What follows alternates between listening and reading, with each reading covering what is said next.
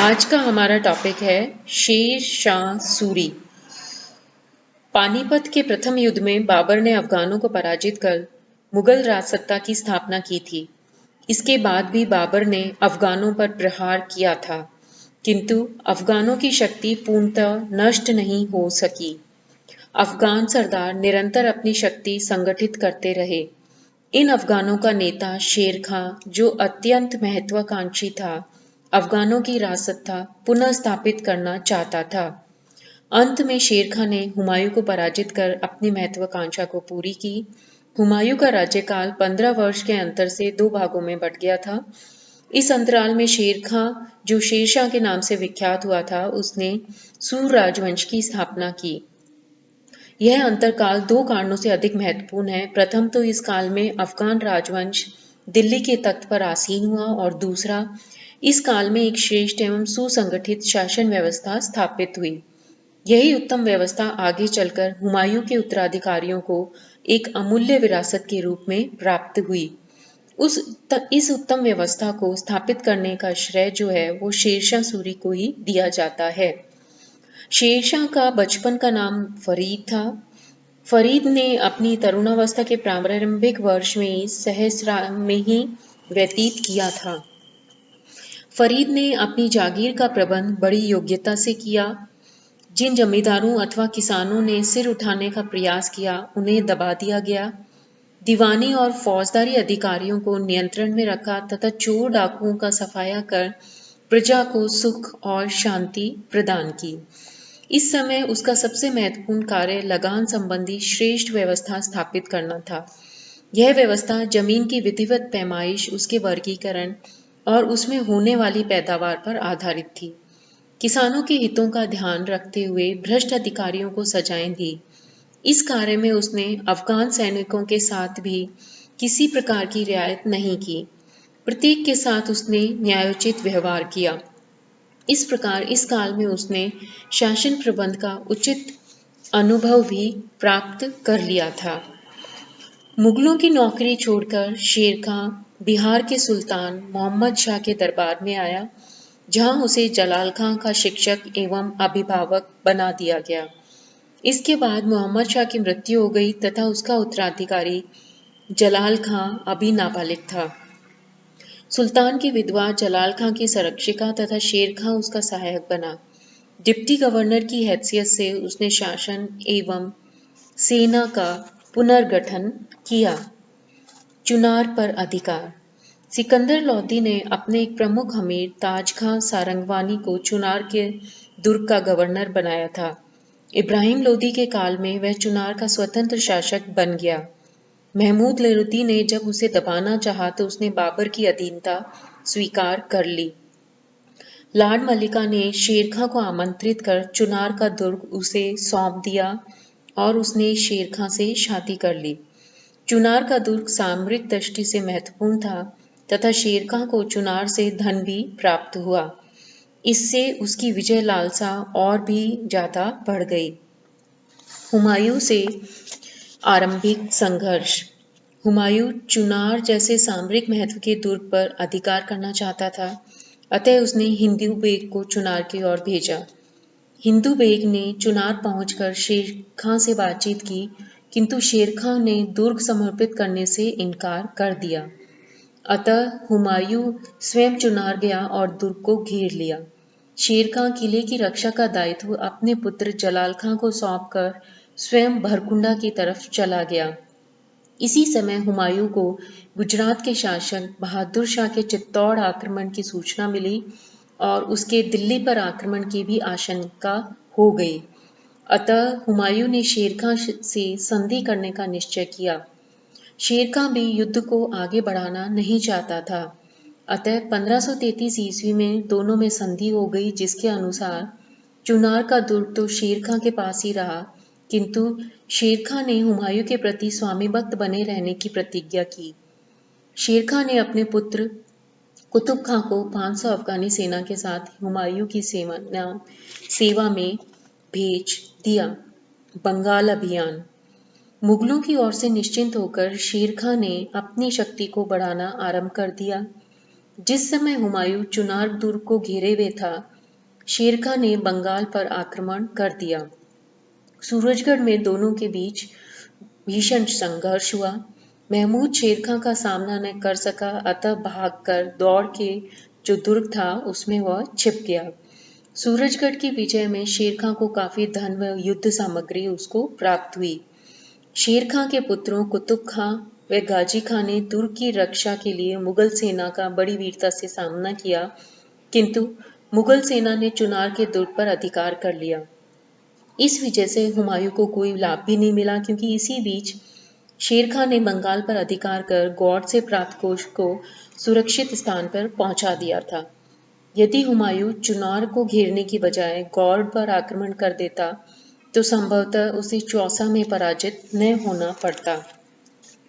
रोहतासगढ़ पर अधिकार। शेर खां ने हुमायूं द्वारा उत्पन्न की गई कठिनाइयों का उल्लेख कर कुछ दिनों के लिए दुर्ग में शरण लेने की प्रार्थना की। राजा ने स्वीकृति भी दे दी। दुर्ग में प्रवेश करने के बाद अफगानों ने राजा के सैनिकों को वहां से निकाल बाहर किया और दुर्ग पर अधिकार कर लिया। रोहतासगढ़ पर, जो देश के सबसे सुदृढ़ दुर्गों में से था, शेर खां का अधिकार हो जाने से उसे अपने परिवार के लिए न केवल सुरक्षित स्थान ही प्राप्त हुआ, बल्कि वहां पर हिंदू राजाओं द्वारा युगों से एकत्रित हुआ एक विशाल राजकोष भी उसके हाथ में लग गया। अपने परिवार को सुरक्षित स्थान पर छोड़कर अब वह हुमायूं से निपटने के लिए तैयार हो गया। इसके बाद में चौसा तथा बिलग्राम का युद्ध हुआ और इस युद्ध के द्वारा ही शेर खां ने हुमायूं को हरा दिया। शेर खां का राज्याभिषेक। कुछ इतिहासकारों का मानना है कि शेर खां ने चौसा के युद्ध के तुरंत पश्चात अपना राज्याभिषेक उत्सव मनाया था। शेर खां एक सिंहासन पर बैठा तथा शाही छत्र उसके ऊपर रख दिया गया। इसी समय उसने शेरशाह की उपाधि धारण की, अपने नाम का खुतबा पढ़वाया और सिक्के ढलवाए। कन्नौज से कालपी तक के प्रदेशों में शांति एवं व्यवस्था स्थापित करने हेतु रक्षकों को नियुक्त किया तथा लगान वसूली के लिए अपने अधिकारियों को नियुक्त किया। हुमायूं का पीछा करना। शेरशाह ने हुमायूं का पीछा करने के लिए परमजीत गौड़ को भेजा। परमजीत गौड़ ने हुमायूं का आगरा तक पीछा किया और आगरा में उसने अनेक मुगलों का कत्ल करवा दिया। लेकिन आगरा पहुंचकर शेरशाह ने परमजीत को उसके इस कार्य के लिए फटकारा और हुमायूं का पीछा करने हेतु ख्वास खां को भेजा। जब हुमायूं भागता हुआ लाहौर पहुंचा तब ख्वास खां सैन्य सुल्तान पहुंचा, लेकिन वर्षा आरंभ हो जाने के कारण वह 3 महीनों वहीं रुका रहा। इधर शेरशाह दिल्ली का उचित प्रबंध कर पंजाब की सरहद पर पहुंचा। जब हुमायूं ने हिंदुस्तान की सीमा छोड़ दी तो ख्वास खां ने भी उसका पीछा करना छोड़ दिया। शेरशाह भी इस समय लाहौर तक होता हुआ कुशाब पहुंचा और इधर ख्वास खां भी हुमायूं को खदेड़ कर कुशाब लौट गया। बंगाल में व्यवस्था स्थापित करना।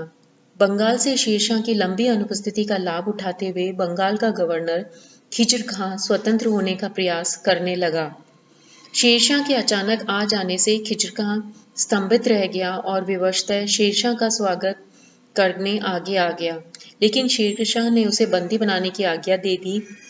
भविष्य में ऐसे विद्रोह की पुनरावृत्ति रोकने के लिए उसने सैनिक गवर्नर का पद ही समाप्त कर दिया। उसने समस्त प्रांत को अनेक सरकारों में विभाजित कर प्रत्येक सरकार में एक फौजी शिकदार की नियुक्ति कर दी, जो अपने क्षेत्र में शांति और व्यवस्था बनाए रखता था। प्रांत के अधिकारियों पर कड़ी दृष्टि रखने तथा आपसी झगड़ों को निपटाने के लिए उसने एक काजी फजीलत नाम अधिकारी की नियुक्ति कर दी। इससे प्रांतीय शासन का स्वरूप बिल्कुल बदल गया। मालवा विजय। उत्तर भारत से दक्षिण की ओर जाने वाले मार्ग मालवा प्रांत में होने के कारण तथा दिल्ली के पड़ोस में होने के कारण दिल्ली के शासक मालवा की राजनीति पे दृष्टि लगाए रहते थे। मालवा पर शेरशाह के आक्रमण के मुख्य 4 कारण थे।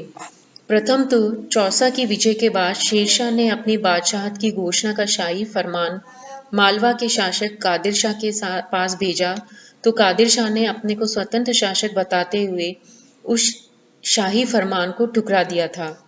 दूसरा यह कि जब कालपी के पास शेरशाह का पुत्र कुतुब खां मुगल सेना से लड़ रहा था, तब कादिर शाह ने उसकी कोई सहायता नहीं की, जिसके फलस्वरूप वह पराजित होकर मारा गया था। तीसरा यह कि हुमायूं अभी भी सिंध में भटक रहा था और मालवा की निर्भरता का वह लाभ उठा सकता था। चौथा यह कि मारवाड़ का शासक मालदेव मालवा पर अधिकार करना चाहता था, अतः शेरशाह मालदेव के पहुंचने से पहले ही मालवा पर अधिकार करना चाहता था। 1541 में शेरशाह बंगाल से मालवा की ओर रवाना हुआ। उसने ग्वालियर पर अधिकार कर लिया और गागरोन पहुंचा, जहां रायसीन के शक्तिशाली शासक पूरनमल में पहुंचकर शेरशाह की अधीनता को स्वीकार कर लिया। रायसीन की विजय। मध्य भारत में रायसीन नामक रियासत के शासक पूरनमल ने हुमायूं के काल में अत्यंत महत्वपूर्ण स्थिति प्राप्त कर ली थी। उसने चंदेरी पर विजय प्राप्त कर ली थी।